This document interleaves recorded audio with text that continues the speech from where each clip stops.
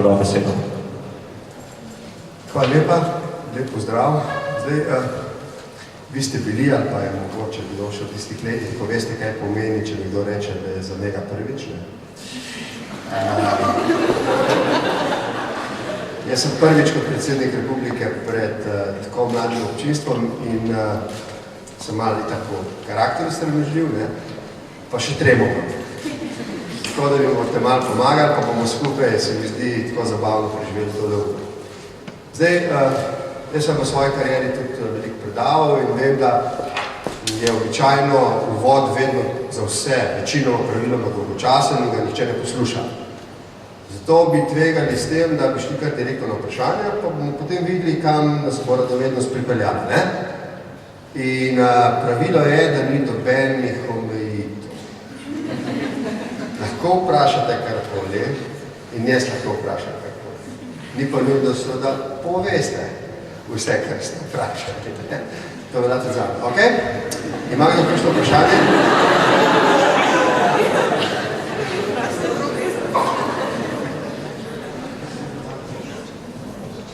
Mislim, ni treba deolikano vprašanje. Lahko je seveda, ne? Ampak, ne? Da se sobota. Prosim. Vse se bo bolj hitro razvila debati, ne? Zakaj imate tremo? Zakaj imam tremo? Zato, ker, dobro, to je bil kao neuspešen poskus humorja, ne?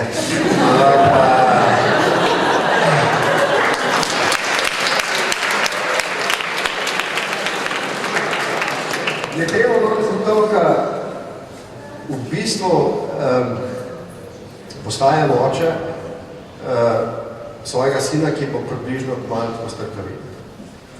In sem pravzaprav spoznal, da je od vseh stvari, ki sem jih v življenju počel, najtežje pravzaprav biti enemu takemu fantu in oče in prijatelj. Zdaj, če si preveč prijatelj, ni v redu, če si preveč oče, ni v redu, ne? Se mi zdi, da je vzgoja zelo težka. Zdaj, še težje pa je, ne, da pridem sem urbi et orbi in da povem nekaj pametnega. Ne? Pašte, jaz sem samo predsednik. Tako da, z tega vidika ne bi rad govoril kakšnih pašte takih slavnih stavkov, ne? Ki bi potem rekel doma, da je bilo blazno dolgočasno. Hkrati da smo tudi lepo rad razočarali, da se delje do uro. Ampak moja izkušnja je, da ko enkrat se začne, smo hitro v vrtincu radovednosti in potem kar pokajmo, potem ura še prekratka. Ne? Tukaj gor je moja šefica kabineta, ne? Oziroma urada, dr. Alja Brglez, in mi bo tako dajala vedeti, kdaj moram pobegati, še bo vprašanje pretežko. Ok, kdo je naslednji? Prosim, izvolim. Vse te lahko tikam, ne?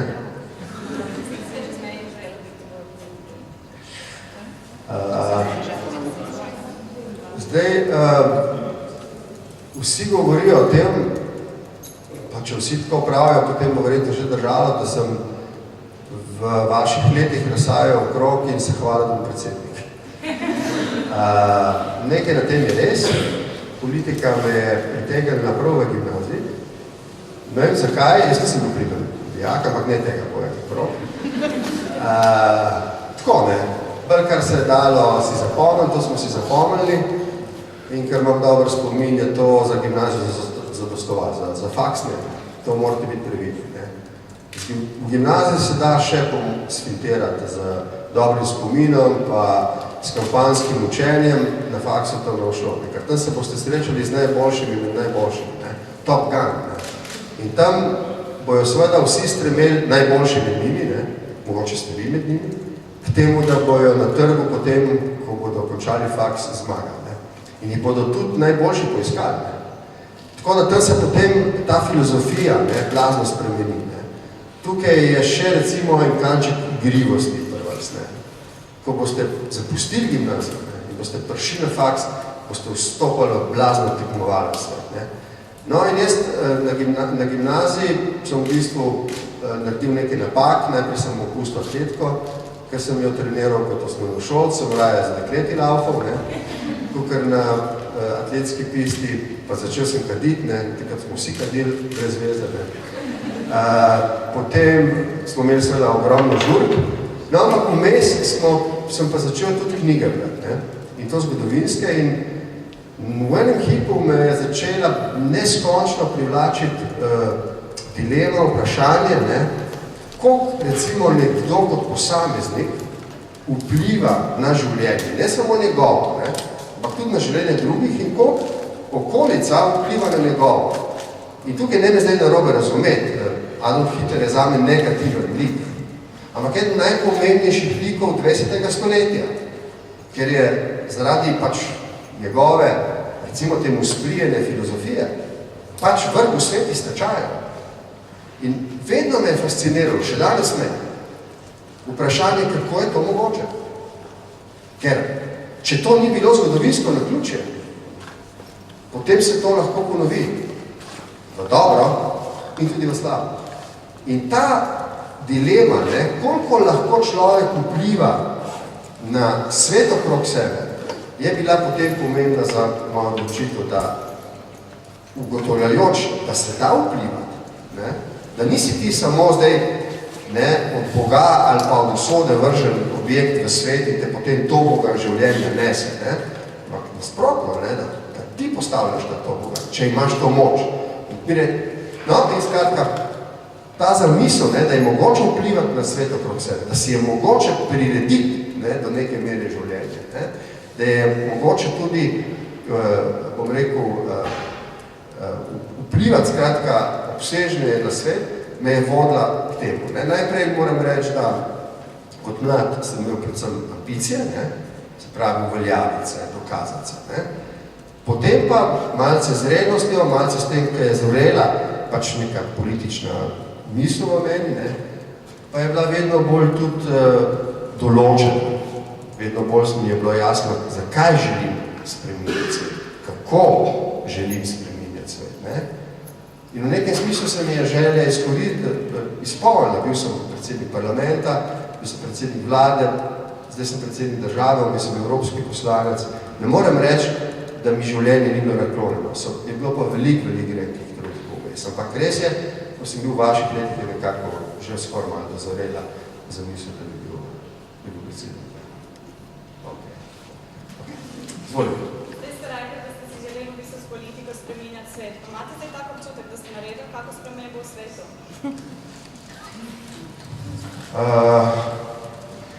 Mislim, to je bilo strašno, če bi zdaj bila tudi kakšna televizija, pa bi posnela odgovor na vaše vprašanje. Kjer bi jaz rekel, tako pompozno, da puščam za sabo boljši svet, kot se ga sprejel. Tega ne morem reči. Vendar pa se mi zdi, da so nekatere sledi v zadnjih 25 letih, to je 4 stoletja, to je več kot se stari mir, kjer se da videti prstni odtis mojih ravnanj. Ne vedno tak, na katerega je bil ponosen, so bile tudi napake, so bile tudi napačne presoje, danes bi ravnal drugače, ampak je bilo tudi vrsta odločitev, ki so spreminjale vendarle in Slovenijo in širše stvari na boljše. Vedno sem bil zagovornik dialoga. Nikoli nisem izključeval tistih, ki so mislili drugače, nasprotno. Vedno so me privlačili ljudje, ki so mislili drugače. In zame ni bilo nikoli bistveno, da bi dva, ki mislita različno, mislili enako, za kar gre nekaterima politiki, ampak je šlo vedno in mi gre še zdaj za to, da obdržita svoje različno stališče, če želita, če ustrajata primer, in lahko sobivata. In mislim, da je to ključno vprašanje prihodnosti. Tukaj je zdaj vas 100, ki imate vsak svojo glavo, vsak svoj premislek o tem, kaj je prav in kaj je narobe. In zdaj ne gre za to, da bi jaz poskušal doseči, da vsi enako mislimo.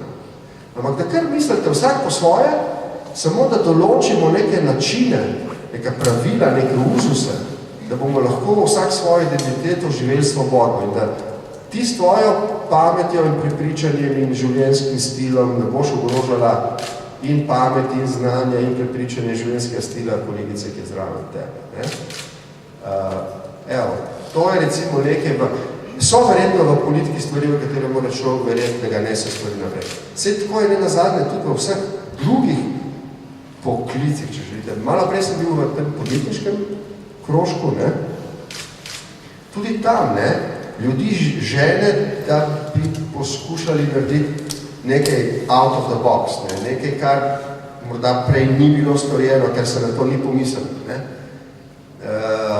In pol sem se spomnil, ker sem opazoval te mlade fante in dekleta, tam od zadaj so, ne? Sem se spomnil na moto moje kampanje, ki sem je zbral za predsedniške volitve, in to je citat Steva Jobsa, ki je rekel, to smo naredili, ne? To je bil Macintosh 84, takrat še rojeni niste bili, ne? To je bil prvih kompjuterjev personalnih, to smo naredili zato, ker nismo vedeli, da je to nemogoče, ne?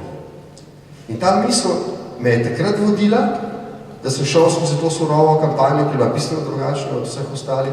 In še danes, ne, mislim, da se ljudje preveč omejujemo s tem, kar nam je znano in s tem, kar nam je dano. In da je pravzaprav, ne vem, če bom zdaj, Luka bil šef podjetniškega. Matija, zdaj ne vem, če bom, cool. Ne vem, če bom rekel to, kar si ti povedal, ne, ampak poanta je, da se ne zanašamo na tisto, kar je že preizkušeno, ne? Ker ni vedno nujno najbolje, ampak da premislimo, ali se da s tem, kar vemo, narediti nekaj novega. Ne? Pa tukaj se da dobiti razložke. Ok? Prosim. Še vprašanje. Izvolim.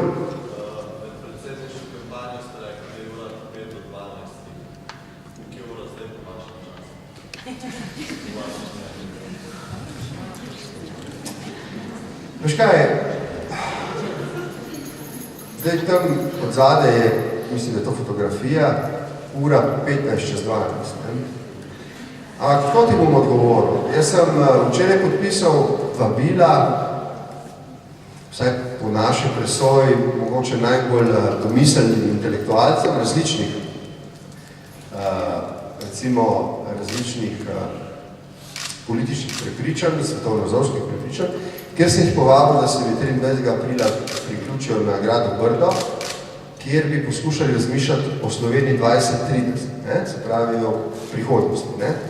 In tam v pismu sem zastavil nekaj vprašanj. Ne? In pa si zdaj kar prepravil se, ker bo to vprašanje zate. Ne? Tam sem postavil nekaj vprašanj. Ne? Rekel sem, da bi rad tematiziral dve stvari. Prvič, ali je trud, ne, ki ga vlagamo v razmišljanje o prihodnosti, zlasti tako oddaljen 20-30, sploh smiselen in mogoč. Drugič, teče 5. leto krize, v prvem letu krize smo mislili, da se bo konc leta iztekla, v drugem smo mislili, da se bo iztekla, v tretjem, tudi danes, v 5. letu vemo, da je še ni konec, da se poglablja. Ne vemo, kaj se bo zgodilo, skratka, nepredvidljivost je velikanska. Se strinjaš, ne? Ali je v času, ko je taka nepredvidljivost tako velika, smiselno razmišljati o tem, kaj boš naredil po jutrašnjem, če še ne veš niti kaj bo jutra. Ampak, ali ni mogoče ravno to, da se ne vprašamo, kaj bo jutri, oziroma po jutrišnjem, razlog, da je ta nepredvidljivost še večja. To je prvo vprašanje.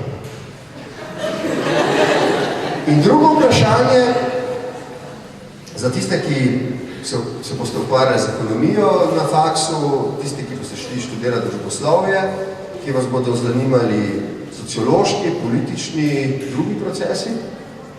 A imamo zdaj opravka v svetu, glede na zgodovino, ki jo poznamo, samo neko ciklično krizo, ne? Ker bo v bistvu prepoznano, da smo krizo premagali, ker smo se vrnili na vse staro, tisto, kar je bilo pred krizo, pred letom 2008, ali pa imamo opravka s krizo, ki bo prinesla neke paradigmatične spremembe, se pravi neke pomembne spremembe v obračanju Evrope in sveta v naslednjih 30 letih. Ne? Recimo, evo, če ti jaz postavim te vprašanja, mi lahko pomagaš z odgovorom, pa vem, da ga nisi treniral po noči. Kaj bi rekel takole, zelo na hitro? A se splača ukvarjati z vizijo?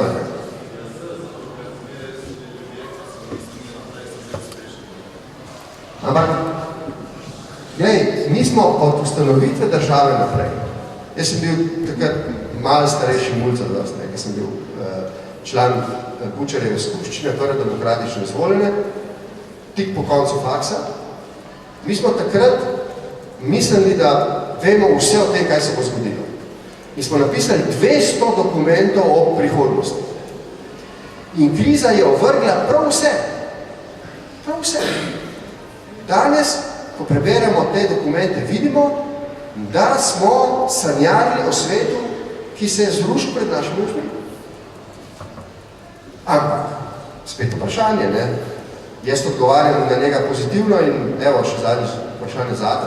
Ali se kljub temu splača ustrajati, da ugotovimo, v katero smer se sučejo te spremembe, poskušamo ugotoviti neko njihovo zakonitost, ne? In potem ugotoviti, čemu naj se pravzaprav sploh Slovenija prilagaja in morda celo ustvarja sama kot neko novo okolje. Jaz mislim, da se to splača, ne vem pa, če misliš tudi ti tako. Ja, jaz mislim isto, zato ker če ste sestavili 200 dokumentov, mogoče vsi niso bili ta pravi. Enkrat zihar bodo prišli prav in lahko sanjamo v nečem novem, kar je za nas boljši in z izkušenj se učimo, iz dejanj vemo pač, kaj moramo popraviti, da bo boljši. Nekaj bi nas to vprašal, vredno radovedni kot ste, gledate malo zdaj dokumentarce, preberate knjige, ne nazadnje ta kriza, ki smo ji priča, to je fenomen, ne, pa ste. Pred 5 leti smo vsi mislili, da bo vse samo raslo, naša blaginja bo šla do zvezd, ne. In odaj se vse sesulo. Ne samo v Sloveniji. Začeli se na Wall Streetu in ne vemo, kje se bo končali, ne. Milijoni so postali revni. Milijoni ljudje so brez hiš in stanovanj, milijoni so izgubili službe. Ne, to so strahovite posledice. Mimo grede, ampak to ne ostane dejansko med nami. To so okoliščine, če povlečemo neke zgodovinske paralele, ki so vse v moderni, sodobni zgodovini, to štejemo tam približno Vestfalskega miru naprej, ne, kot obdobje so se vedno končali z vojno. Ali, ne, zame je recimo intrigantno vprašanje, ali se bo svet tokrat izognil, recimo uporabi sile, da bi prevrednotil nekatera razmerja moči, ki so se postavljali na novo. Pazi, včeraj je bil v moji pisarni človek, ki ima podjetje, Kitajcev, ki razpolaga z budžetom 1000 milijard dolarjev. Kitajcev. Pred 10 leti, če bi vprašali recimo 100 Slovencev, kaj mislijo o Kitajcih, bi rekli, da ni to neka država, ki krši človekove pravice, da rač pa neč ljubsovska. Danes je to druga največja gospodarska sila na svetu in oni imajo za cilj, da leta 2020 postanejo največje svetovno gospodarstvo na svetu. 1,3 milijarde jih je. Hočete reči, stvari se blazno spreminjajo. Poleg Kitajske imaš Indijo. Poleg Indije imaš v Južni Ameriki Brazilijo. Jaz sem se srečal v prejšnji ponedeljek z predsednico Brazilije in ona je pazi rekla en podatek, ki me je kar prbil na fotelj. Ona je rekla, predsednik rekla, vi lahko kaj sodelovali v enem programu, ki ga imam jaz za naše študente, podiplomce in dodiplomce. A veste, naša država bo štipendirala 100,000 dodiplomcev in podiplomcev, ki jih bomo poslali prav povsod po svetu, da bojo spoznali kulture, jezike, različna znanja in hočemo, da se čez 2, 4, 6 let vrne nazaj kot doktori znanosti in hop, svoje znanje ne vrne v domovini. Jezus, ne. 100,000 štipendij, pazi, ne. Stvari se blazno spreminjajo, ne. In morate razumeti, ne, Evropejci smo bili vedno navajeni, da smo videli cel svet skozi perspektivo Evrope. Če šlo v Evropi dobro, it's ok, ne. Bomo že malo uredili tam tista nemerna plemena v kolonijah ene ali druge evropske države, ne. Zdaj gre dobro drugim delom sveta Evrope, gre pa zelo slabo, ne. In stvar, ki me recimo zdaj vznemerja politika je, ne, ker ne razmišlja samo o Sloveniji, razmišlja tudi o Evropski uniji. A bomo Evropejci, ne, zdaj nas je več kot 500 milijarde skupaj, ne, ostali skupaj, ali bo recimo temelj tega zavezništva, to so francosko-nemško zavezništvo izprava ostali, ali pa se bojo razblinili in se bo Evropa vrnila v obdobje vojn, ker paste, nikoli Evropa ni imela za seboj tako dolgega obdobja miru, kot ga ima zdaj. In jaz vem, in vas sploh ne obtožujem zaradi tega, ampak zdaj le 99% vrst tukaj misel, da je mir samoumeven v Evropi. Je samoumeven vraga. Nič ni samoumeven. Mejhna napaka, mejhni tresljaji, mejhne strpnosti in potem vam kriza, ki je pripeljala Hitlerja na oblast, pripelje drugega, ki bo lahko premaknil tečaje in vrnil svet iz njih. Tako da, hoče reči, to so relevantne vprašanja, s temi se ukvarjamo, ampak v tem smislu pa jaz nisem črnogled za Slovenijo, da bi kdo mislil. Nisem črnogled. Ne samo zaradi krožka, ki sem ga zdaj videl, ne. Ampak pod to lupo splošnega vtisa, da je vse za nič, pa da vse propada. Čakajte, propada vse stalo. Ampak pod to lupo tega splošnega vtisa imam jaz zdaj ta privilegija, ne, da hodim recimo med manjša podjetja, pa srednja podjetja, kjer nastaja novo, ne da bi si človek prej sploh predstavljal, da je to mogoče. Jaz sem peljal sabo na Japonsko pred 10 dnevi, koliko 14, ne? 45 podjetij v Slovenski.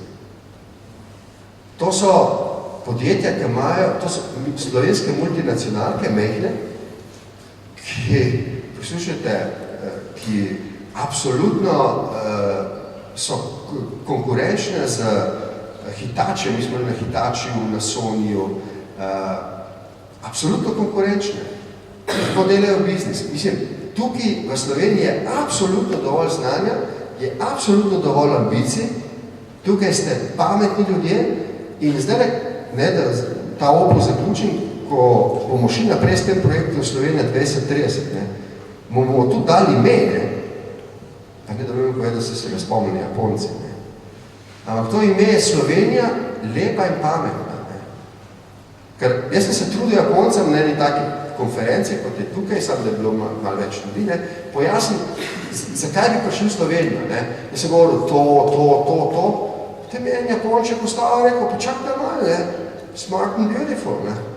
Okej, cool, ne. Smo se takoj zapisali in to bo zdaj mogoče gesto, s katerim bomo šli naprej. Tako da, koliko nas je zdaj strah ne prihodnosti?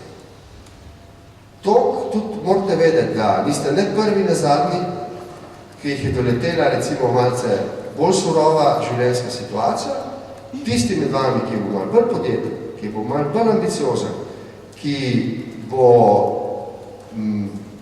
imel nekaj več, bo v tem svetu uspel. In če bo imel še malo srčnosti, da bo ne bo vse eno za tistega, ki je ob njem, ki mogoče ni toliko uspešen, potem mislim, da se bomo fante nekaj prepili s tega. Kdo so pripričani? Ker drugega ne preostane. Kaj pa boste? Pa boste v grdem svetu družine postavljali noto.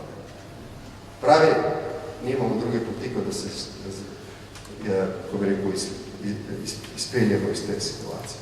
Ok, let's go. Še kaj? Kakšno mnenje, prosim? Tej prosim. Izvolite. Ok, če nima noben drugo vprašanje, bi jaz vas nekaj vprašal, če lahko. Vi ste služili tudi v JLA, pa me zanima, če imate mogoče kako tako zanimivo izkušnjo, ki bi z nami lahko delili. Jaz sem bil, ko sem bil star 18 let, nezrel mladenič. JLA je iz enega otroka naredila pol enega moža. To so bilo neznansko srečo. Če bi jaz brez enega leta služenja vojske šel takoj iz gimnazije na faks, mislim, da na faksu ne bi bil zelo uspešen. Jaz sem bil zelo poprečen na gimnaziji, na faksu sem bil popriden, ker mi je bilo jasno, da ali, tam je konkurenca bila tako huda, Vsi moji sošolci so danes nekje, ne, so razen mene vsi doktori, recimo, ne. To res imam kompleks, ne sam. Kačem, ne. Sem se zdaj odločil, da bi v tem času, ko sem predsednik republike doktoriral, ampak pol bi ljudje rekli, čak moja, da ima toliko časa, da zdaj še to naredil, ne. Ampak imam to za misel, ne. Skratka, JLA je bila zame dobra zato, ker sem se v tistem času malo sem odrasel. No. Seveda ni bilo lahko iti v vojsko, ne. To so bili že časi, ko tudi ni bilo prijetno, ne, z tega vidika nacionalnih sporov. Ampak moja mama je rekla, poslušaj, kdor ni za kralja, ni za kraljico. Ne. In v bistvu je bilo to res. Ne. Tako da jaz ne obžalujem, da sem dal to izkušnjo skozi, a bi jo pa zdaj svojemu sinu privoščil, v bistvu ga imam to, da ne. Ok? Prosim, izvolim. Jaz sem študiral mednarodno politologijo. Kot rečeno, so me zanimali vedno mednarodni odnosi, svet, analiza političnih procesov in temu, čemu sem dal posebno pozornost, je bilo ravno vprašanje predvidljivosti. Ne? Namreč politološka znanost, zlasti mednarodna, se poskuša stalno ukvarjati z vprašanjem, ali bi bila sposobna napovedovati družbene procese. Ne? V matematiki je 1 in 1 2. V politiki ni. Ne. Sem in tja je tudi 3, ampak samo sem in tja. Treba je vedeti, kdaj je 1 in 1 3 v politiki. Domača pa svetovna.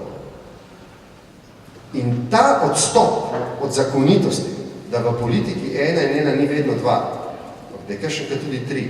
Ta odstop je tisto, kar bega vse, ki analiziramo politične procese doma in v tujini. Razumeti trenutke, ki odstopajo in ki bodo imeli potem, kot sem prej rekel, neke paradigmatične konsekvence, je ena fascinacija, če koga seveda to zanima. Koliko vas, a lahko dvignete roke, bo šlo družboslovje študirati? Družboslovje. Ok, pravi naravoslovje, tehnične vede. Zdaj, z vidika tržnih potreb, ne, je to zelo odlična, bom rekel, statistika. Jaz prvič ne podcenjujem družbenih ved, boste videli, da tisti, ki boste želeli res biti najboljši, to nič ne pomeni, da so bistveno lažje. Ne. Res pa je, da je seveda študij medicine ali pa strojništva ali pa računalništva pa morda še dodatno zahteven. Ampak ta hip statistik, ki ste se odločili za naravoslovje in tehnične vede, v majhni prednosti glede možnosti zaposlitev. Ampak ne vam nekaj reče, za tiste, ki morda še tuhtate, kaj bi. Prepuste se srcu. Glejte, jaz ne poznam človeka, ne doma ne v svetu, pa poznam zdaj res veliko ljudi. Tako, bom rekel, super zvest v biznisu, v show biznisu, pa v politiki. Jaz ne poznam ene same osebnosti, ki bi naredila nadpovprečen rezultat v svoji karieri, ne da bi imela rada tistega, kar dela. Sem pa srečen ljudi, ki imajo radi svoje delo, pa morda kljub temu, da nimajo toliko talenta, pa da se niso pripravljeni do neskončnosti odrekati. V bistvu z enim veseljem to delo opravljajo, če pa imajo talent, pa če imajo še seveda odločitev, da se bodo odrekali v prid karieri, ne, dosegajo nadpovprečne rezultate. Zato, ko se boste odločili, se ne zdaj, da vas bi pokroviteljsko učil, ko ste že vedeli kaj in kako, ne, ampak za tiste, ki še mogoče malce begate, ne, in to ni nič narobe, ne. Veste, biti preveč prehitro prepričan je lahko zelo dvorezen meč. Ne? Za tiste, ki begate, ne vas na koncu, kako bi rekel, ponese srce. Intuicija. Vi že slutite, kaj bi radi delali. Recimo, da danes vemo, da je pomanjkanje računalniških strokovnjakov. Če te ne zanima računalništvo, si lahko brihtan in pameten, tudi v matematiki in vse, boš naredil faks, ne. Ampak kaj ti bo pol zmanjkalo, ne? Ta podjetnost, ki pa ni stvar pameti. Podjetnost je stvar srca, ne. Ono te žene naprej, ono bi raziskovalo nove stvari, ne. Ta radost, ne, ta strast do nečesa novega, ne, ta te potem popelje, ne. Ok, to bi že skoraj teatralno. Še kdo? Jaz bi imel eno vprašanje, ki me zanima iz enega drugega razloga, ker nekaj pripravljam. Recimo, da bi lahko zbrali samo eno od 3 stvari, ki vam bi jih zdaj povedal, 3 vrednot. Eno je, da bi bili srečno zaljubljeni, številka 1. Eno je, da bi bili zdravi. In tretje, da bi dobili sanjsko službo. Kdo je za prvo izbiro? Ok. Kdo bo dal na prvo mesto zdravje? Ok. In kariero? Ok, zelo zanimivo. Torej, jaz mislim, da Alja, ko gremo tle ljubezni, veliko ne bo, ne?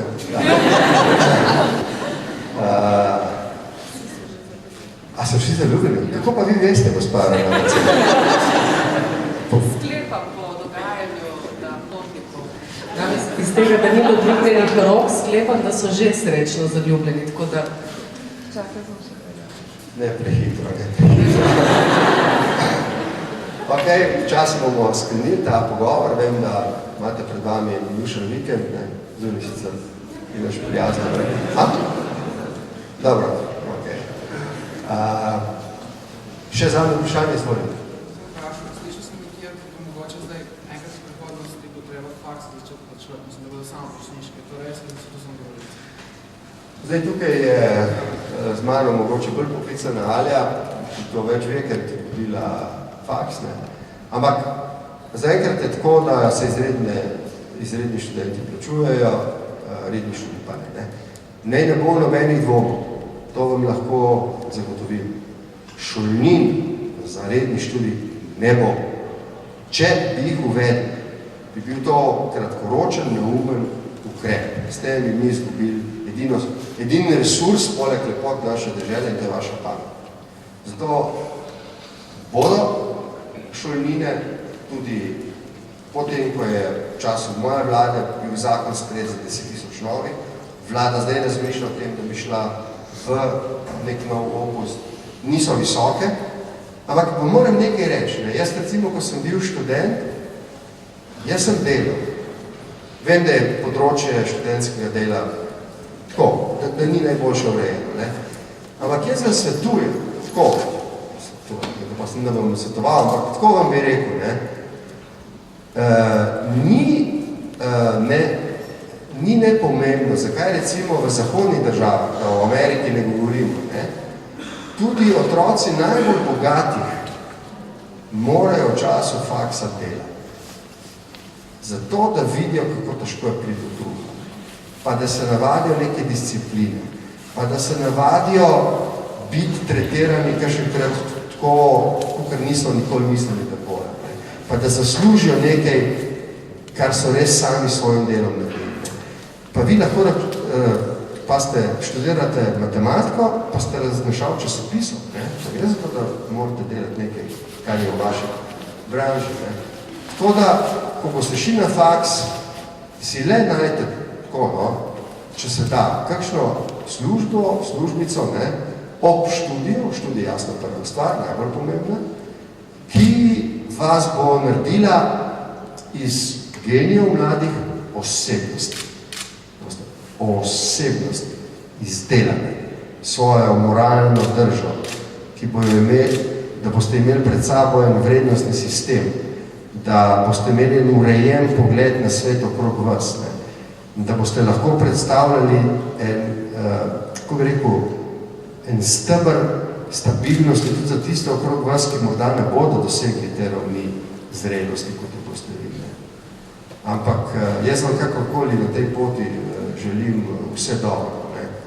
Glejte, jaz sem že star človek in v teh letih sem bil deležen velikih uspehov, sanjskih in neskončnih porazov, kjer se je zdelo, da je vsega konec. Ne? Ni poanta pridati na Olimp in se razgledati naokrog in videti lepote, ki jih ne morete videti, če niste na vrhu Olimpa. Ne? To je imenitno in to je pomembno za neko samozavest in zadoščenje delati nekaj lepega. Ampak vam moram reči, da obstaja v življenju še nekaj, kar je lepšega od tega. Da ste na dnu najbolj globokega in mračnega brezna, kjer so vas že vsi odpisali in pizda preplezate. Pa to je to. Nič se ne more meriti s to upornostjo človeka Sorry. Mislim, če me bo kdo zatožil, res niste frendi. A veste, ampak to narediti in to se vam bo zgodilo, vse se vam je že, sam na koncu koncev, zdaj da še ne prihajate v zrem leta. To, in se vam bo zgodilo, ker se bo zdel, da je vsega konc, takrat preplezati ven, boste videli, da takrat razgled in takrat občutek je najbolj kolosalen, najbolj fenomenalen. In evo, zdaj ko končujem, če gospa podravnateljica, gospa ravnateljica, imate še vi kakšno zaključno misel? Se vidi, da ste prijetno zadremali.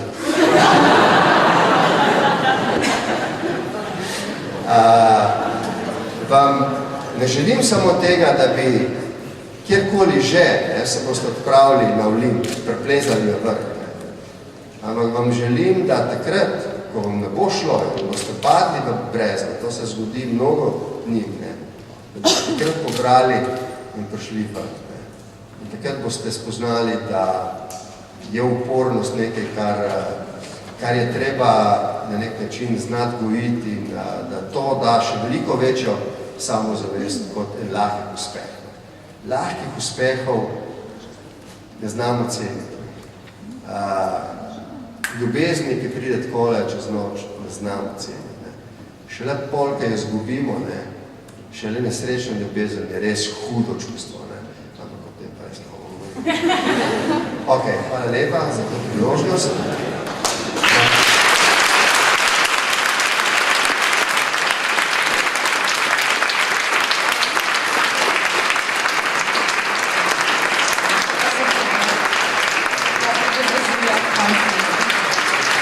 Hvala lepa. Rad bi vam rekel, da sem tako kot vi bil v gimnazici, da sem kakšenkrat prišli na faks, na gimnazijo, kakšni pa takole sem mi tja kaj povedali in vem, da je znalo biti dolgočasno, če komu bilo, se opravičujem, je že konec. Če pa kakšen mogoče zase odnesel kakšno misel, ki ga bo inspirirala naprej, sem pa zdaj neskončno srečen. Hvala lepa.